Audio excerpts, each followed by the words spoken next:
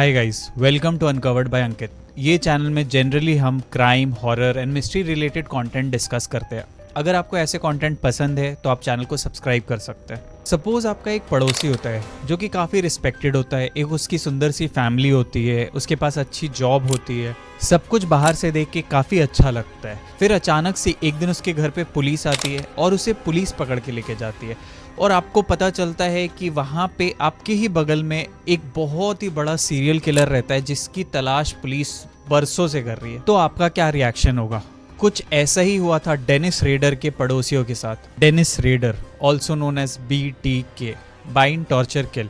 अगर आपने mind Hunter देखा है जो कि नेटफ्लिक्स पे एक शो है, वहाँ पे हर एक एपिसोड से पहले एक ओपनिंग सीन रहता है जहाँ पे BTK को बार बार दिखाया जाता है।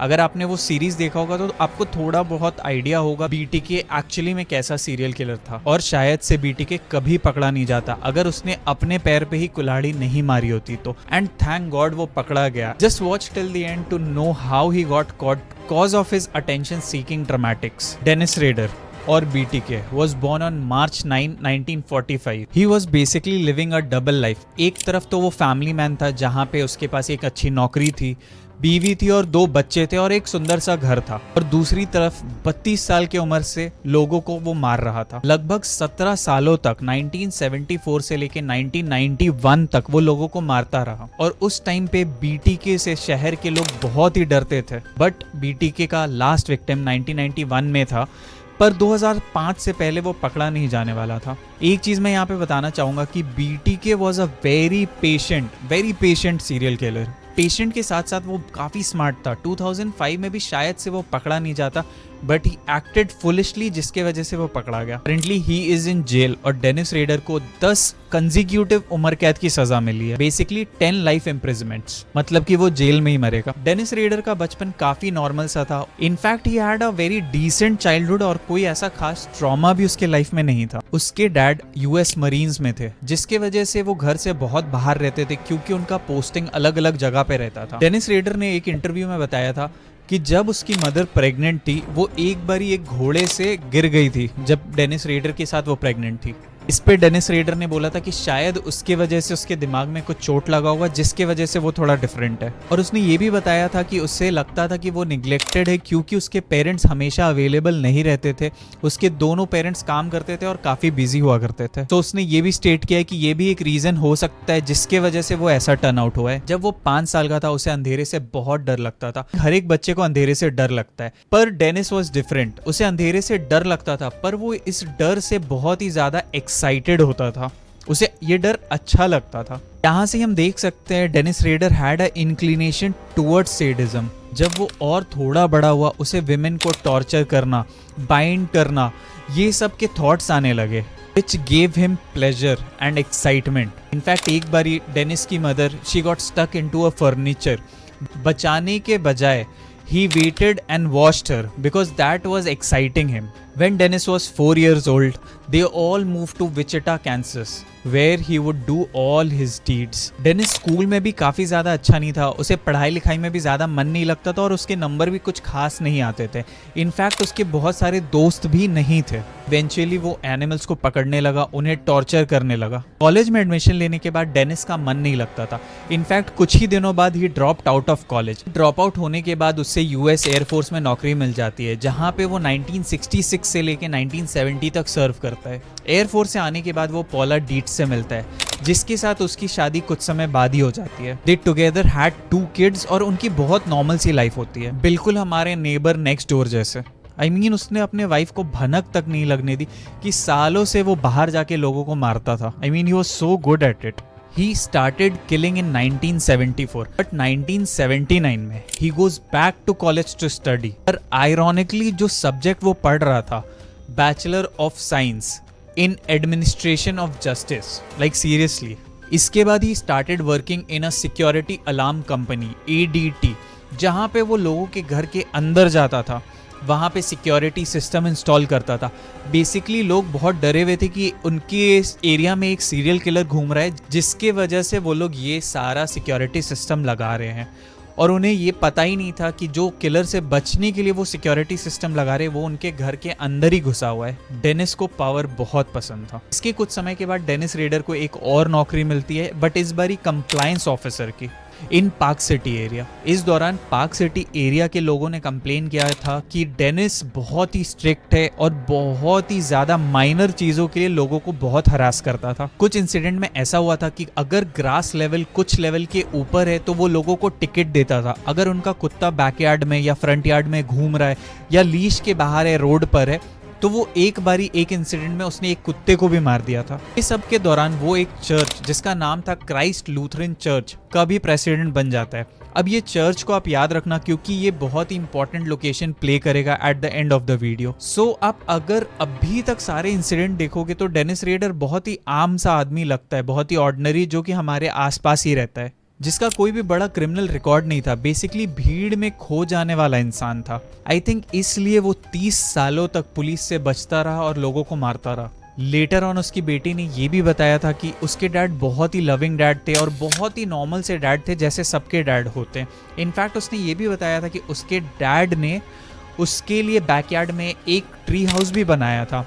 In fact he used to accompany her to a cub scout, जिसमें उसकी बेटी भी थी। Now coming to the BT K side of the thing, अब Dennis had a very dark fantasy of sexualism. Even mentioned कि वो अपने आप को कंट्रोल नहीं कर सकता था। एक तरफ वो अपने आप को फैमिली मैन बताता था और एक तरफ अपने आप को बीटी के किलर भी बताता था। और बाद में डिटेक्टिव ने भी कहा था कि he was a very organised killer, जिसकी वजह से भी वो कोई ट्रेस नहीं छोड़ता था और पकड़ने में काफी ही इसलिए मुश्किल होती थी। On Jan 15th, 1974 Dennis Otero family के हाउस में ब्रेक इन करता है और घुस जाता है चुपके से। डेनिस ये लोगों को जानता नहीं था, पर कुछ समय पहले while Dennis was passing by their house, उसने देखा मिस ओटेरो को और उसकी बेटी को, जिसे वो स्कूल ड्रॉप करने जा रही थी।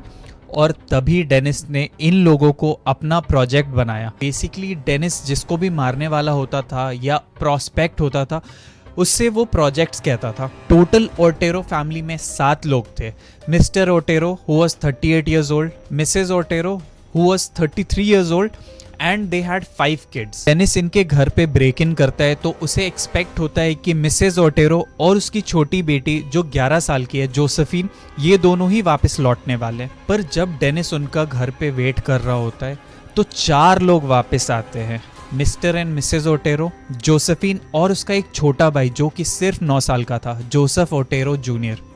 जैसे ही ये लोग घर में एंटर करते हैं वैसे ही डेनिस जोसेफ जूनियर को गन पॉइंट पे पकड़ लेता है और सारे फैमिली मेंबर से कहता है कि एक दूसरे को टाई अप करने के लिए। जब वो लोग एक दूसरे को बांध देते हैं तो डेनिस बताता है कि वो कैलिफोर्निया का one of the most wanted criminal है और वो भागा हुआ है। उसे यहाँ से भागने के लिए कुछ पैसे चाहिए, गाड़ी चाहिए और उसके बाद यहाँ से वो चला जाएगा, किसी को कुछ भी नुकसान नहीं पहुँचाएगा। ये फैमिली काफी डरी हुई थी और जैसे जैसे डेनिस ने बताया ये फैमिली उसकी बात मानती गई। थोड़े ही देर बाद मिस्टर ओटेरो के फेस पे वो प्लास्टिक बैग डालता है और गले को रस्सी से घोटने लगता है और थोड़े ही देर में वो उसे मार देता है। Then he started killing all of them one by one। वो जोसेफिन को, जो उनकी बेटी रहती है, उसे बेसमेंट में लेकर जाता है और ट्यूब पाइप से उसे लटका कर मार देता है। और ये सब कुछ करने के बाद he got really excited and he even got himself off in the crime scene, leaving his DNA on the crime scene। After getting himself off on the crime scene, he takes some personal item, क्योंकि उसे कुछ souvenir चाहिए था वहां से, तो वो कुछ सामान उठाकर अपने साथ ले जाता है। थोड़े देर बाद जब उनके सारे बच्चों का स्कूल खत्म होता है, उनका एक बेटा घर की तरफ बढ़ता है। घर पे घुसने के बाद वो बेड पे देखता है उसके मॉम और डैड दोनों मरे पड़े हैं। उसके लिए ये सब कुछ बहुत ही अनबिलीवेबल होता है और वो जाके नेबर्स को बुला कर लाता है और फिर नेबर्स पुलिस को बुलाते हैं।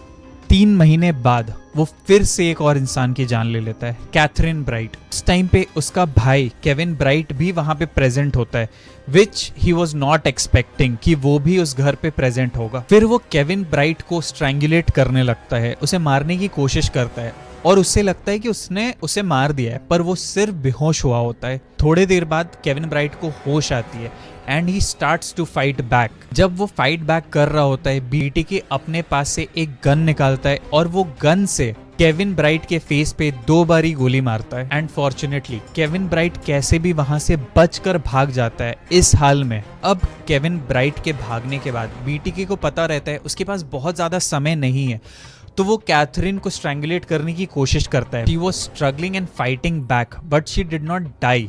अब बीटीके को पता है कि उसके पास बहुत ज्यादा समय नहीं है, तो he stabs 3 times and run away from the scene. अब ये इंसिडेंट के बाद पुलिस 3 सस्पेक्ट्स को अरेस्ट करती है। बीटीके को ये बात बिल्कुल पसंद नहीं है, as he loves attention. तो बीटीके ने क्या किया, उसने एक लेटर लिखा एक न्यूज़पेपर को और पब्लिक लाइब्रेरी में कोई एक किताब के अंदर उसने वो लेटर को छुपा दिया। लेटर छुपाने के बाद वो वापस जाता है और न्यूज़पेपर एजेंसी को कॉल करता है और बताता है कि वो बीटीके है और इसका प्रूफ उसने लाइब्रेरी में छुपा के रखा है इस किताब के अंदर। अब न्यूज़पेपर को जब लेटर मिलता है वो फौरन समझ जाते हैं कि ये लेटर बीटीके ने ही लिखा है, क्योंकि उसने इतना डिटेल में ये सारे मर्डर्स एक्सप्लेन किए थे जो कि पब्लिकली इंफॉर्मेशन अवेलेबल नहीं था। और उसने ओटेरो मर्डर के बारे में भी डिटेल में बताया, जो कि पुलिस अभी तक लिंक नहीं कर पा रही थी केविन और कैथरीन ब्राइट के केस से। और यहाँ पे ही उसने सबसे पहली बार अपने आप को नाम दिया था, BTK, bind them, torture them and kill them. अब यहाँ पे हम देखेंगे कि BTK बाकी सब सीरियल किलर से अलग कैसे था, because he took a break from killing. उसने कुछ समय का ब्रेक लिया, वो जानता था पुलिस भी तलाश कर रही है and as I told you BTK was very patient, तो उसने इसलिए ब्रेक लिया। बट पुलिस को भी ये लग रहा था कि ये शायद से सीरियल किलर नहीं है, because serial killer have a tendency कि वो एक बारी मारना शुरू करते तो वो रुक नहीं पाते and they keep on killing. पर याद है आपको, मैंने बताया था कि वो कैसे क्राइम सीन से सुवेनियर लेकर जाता था। वो सुवेनियर्स में उनके फोटोज रहते थे, उनके कपड़े रहते थे, अंडरगारमेंट्स भी रहते थे। Now while he was on break, he used to dress up as the victim and get himself off. वो victims के कपड़ों में dress up होता था, अपना फोटो लेता था and he used to get excited while doing this. और बार बार वो fantasize करता था वो crime को and he used to get himself off again. Like how crazy someone can be in the head, I don't know. 1977 में Dennis को अपनी next victim मिल जाती है, Shirley वायन, who was a single mother of 3. जब वो Shirley wine के घर में जाता है, उसके 3 छोटे बच्चे होते हैं, वो तीनों बच्चों को अलग कमरे में बंद कर देता है और उसके बाद शर्ली वाइन को वो मार देता है and he gets himself off again. उसने ये भी बताया था कि उसने प्लान किया था इन 3 बच्चों को मारने का, पर किसी वजह से ये तीनों बच्चे बच गए क्योंकि इसे वहां से भागना पड़ा था। कुछ ही महीनों बाद उसने फिर एक लड़की को मारा जिसकी उम्र 25 साल की थी, नैन्सी फॉक्स। पर उसे काफी टाइम से अटेंशन नहीं मिल रहा था और पुलिस भी मैप नहीं कर पा रही थी कि ये सारे मर्डर्स कौन कर रहा है। तो BTK बोर भी होने लगा था, तो उसने पुलिस को कॉल किया और बताया कि आपको इस एड्रेस में एक होमिसाइड मिलेगा।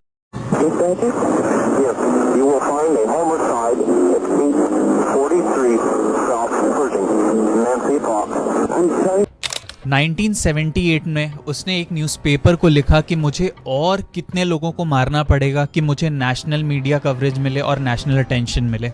इसके बाद वो फिर से ब्रेक पे चला जाता है, पर इस बार 8 सालों के लिए ब्रेक पे जाता है। पर 8 साल के बाद then he kills again. This time his victim was 53-year-old Marine Hedge, जो कि उसकी ही नेबर थी। लोग नेबर तो थे पर एक दूसरे को जानते नहीं थे, बस एक दूसरे को वेव किया करते थे। He did what he does on the crime scene, पर इस बार बॉडी को घर में छोड़ने के जगह वो उस बॉडी को अपने चर्च लेके जाता है जहाँ पे वो प्रेसिडेंट होता है, क्राइस्ट लूथरन चर्च, और वहाँ पर ले जाके मरीन हेज की बहुत सारी फोटोज लेता है और उसके बाद उसकी बॉडी को डिच में डंप कर देता है। इसके बाद वो 2 लोगों को और मारता है, 1986 में विकी वेगरली एंड 1991 में डोलोरेस डेविस। अब लास्ट किल BTK का 1991 में होता है। तो 14 साल बाद 2004 में BTK के बारे में लोकल न्यूज़पेपर और टीवी चैनल डिस्कस करते कि शायद से BTK को कुछ हो गया है, या तो वो मर गया है या फिर वो बूढ़ा हो गया है, जिसके वजह से वो किलिंग नहीं कर रहा है। Because serial killer can not stop killing until they are caught. पर जब डेनिस ने ये न्यूज़ देखा, he couldn't hold it together and he thought of reaching out to them again. फिर से अटेंशन के लिए बीटीके ने वापस से एक लेटर लिखा न्यूज़पेपर को, और इस बार लेटर में ये मेंशन किया कि अभी भी जिंदा हूँ और ये सारे मेरे विक्टिम्स है, और प्रूफ के तौर पे उसने एक अपने विक्टिम का आईडी कार्ड भी साथ में दिया। अब ये सब भेजने के बाद न्यूज़पेपर उसका लेटर और वो विक्टिम का आईडी कार्ड दोनों न्यूज़पेपर पे छाप देती है, और छापने के बाद वापस से बीटीके का खौफ विचिटा में वापस से आ जाता है। इसके बाद न्यूज़पेपर के साथ लगभग 11 कम्युनिकेशन बीटीके और न्यूज़पेपर के बीच में होते हैं। Now the most interesting part as to how he got caught. During this communication उसने न्यूज़पेपर के थ्रू एक इन्वेस्टिगेटर से पूछा कि अगर वो एक फ्लॉपी डिस्क इनको भेजता है विथ ऑल द एविडेंस, क्या वो ये फ्लॉपी डिस्क वापस से ट्रैक कर सकते हैं कि किसने भेजा है और कहाँ से भेजा है। और इसी न्यूज़पेपर के थ्रू इन्वेस्टिगेटर ने रिप्लाई किया कि आप फ्लॉपी भेज सकते हो, you will not be traced. Like how डम वॉज दिस गाई कि इसे लगा कि पुलिस सच बोलेगी कि हाँ भाई हम ट्रैक नहीं कर सकते, आप भेज दो फ्लॉपी हमें। अब डेनिस पुलिस की बात मान जाता है, उसे लगता है कि पुलिस सच बोल रही है, और उसने फ्लॉपी पुलिस को भेज दी।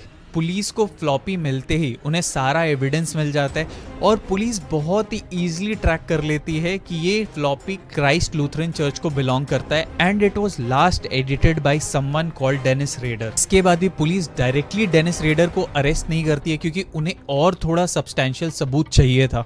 और इसके बाद भी डेनिस बेवकूफ़ी कर ही रहा था, उसे ऐसा लग रहा था वो पुलिस को टॉन्ट कर रहा है। उसने पुलिस को और एविडेंस दिया। इस बारी एक सीरियल बॉक्स में एविडेंस के साथ उसने एक स्टोर के पीछे डंपस्टर में डाल दिया था। पुलिस वहां से सारे एविडेंस रिकवर करती है। जब पुलिस एविडेंस कलेक्ट करती है उसी टाइम पुलिस ने सीसीटीवी फुटेज भी देखा, जहां पे उन्हें एक ब्लैक जीप चेरोकी देखा, जो कि हो सकता था बीटीके का ही था। फिर पुलिस ने बाद में बीटीके के घर के बाहर भी वही सेम ब्लैक जीप चेरोकी देखी। अब फाइनल एविडेंस के लिए पुलिस के पास ऑलरेडी डीएनए अवेलेबल था बीटीके का, जो कि उसे उसके सीमन से मिला था, जो कि क्राइम सीन पे प्रेजेंट था। अब पुलिस क्या करती है, वो डेनिस रेडर के बेटी के कॉलेज से उसका डीएनए कलेक्ट करती है, और डेनिस रेडर के साथ उसकी बेटी का डीएनए मैच करवाती है, क्योंकि उसके पास डेनिस रेडर का डीएनए ऑलरेडी था। And police find a match. अब इसके बाद पुलिस सीधा डेनिस रेडर को पकड़ने जाती है। व्हाइल अरेस्टिंग पुलिस रेडर से कहती है, mister Rader do you know why you are going downtown. तो इस पे रेडर रिप्लाई करता है, oh I have my suspicion bye. पूछताछ के दौरान सबसे पहला सवाल बीटीके ने किया कि आपने मुझसे झूठ क्यों बोला। Like seriously, he was expecting police to tell him the truth after what he has done throughout the year. Then he confessed to all the 10 murders that he had done. Police को भी ये सारे murders के बारे में नहीं पता था, और डेनिस रेडर की पूरी confession in court room present है यूट्यूब पे, आप जाकर देख सकते हो। Like it's very graphic, but if you are interested you can go and see that. Even during confession Dennis Rader को बहुत ज्यादा कुछ अफसोस नहीं थी विक्टिम्स के फैमिली के लिए। So basically he got 10 life sentences, that too in a solitary confinement, जहां पे उसे सिर्फ 5 घंटे पूरे हफ्ते में बाहर निकलने दिया जाएगा। तो 1991 में उसकी लास्ट किलिंग थी, और 2005 में वो जाके पकड़ाता है। अगर वो शायद चुप रहता तो शायद से वो बचकर निकल जाता, but as I told you in the beginning, BTK loved attention, और इसी अटेंशन की वजह से वो पकड़ा गया। तो वीडियो को यहीं क्लोज करते। अगर आपको वीडियो पसंद आया तो प्लीज़ ड्रॉप अ लाइक।